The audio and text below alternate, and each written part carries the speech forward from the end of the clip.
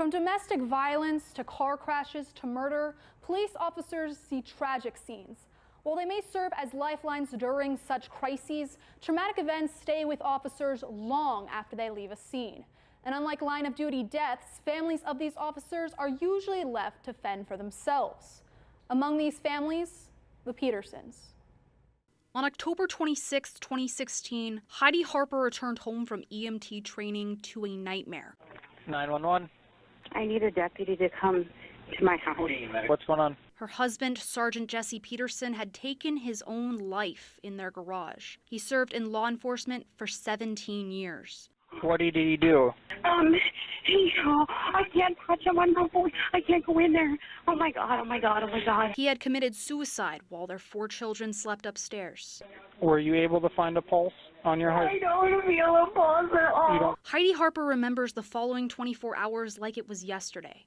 The month after that has since devolved into a blur of moments. A year later, she still remembers. At the service, there were a lot of deputies that went up to my children and would get down on their knees and tell my kids, you know, I know your daddy's gone, but you still have a dad, and all of us here at the sheriff's office. But in the past year, her husband's department has gone silent. Not once, not a phone call, not a letter, has anybody from the sheriff's office showed up, called, nothing to ask how we're doing. And it's their own uncomfortableness that they know very well it could be them. Heidi Harper has found support from the nonprofit Blue Help, an organization that honors law enforcement officers who have committed suicide. She recently served on a panel of 5 widows at one of the organization's conferences in Sturbridge, Massachusetts. Many of the panelists told similar stories. There really was no support from the beginning. It was almost like they really didn't know what to do with me. And accompanying the silence, a lack of financial support. The day that he died, they immediately shut off my health insurance. I also lost my health insurance with 4-month-old twins. I lost mine in 10 days after his, and I didn't find out until 4 days before mine was going to be shut off.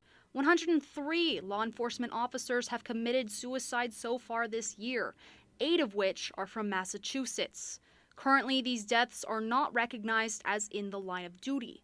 As a result, affected families can immediately lose all financial assistance like health and life insurance, pensions, and death benefits. You know, somebody here said, my partner had a heart attack and that was caused by the job.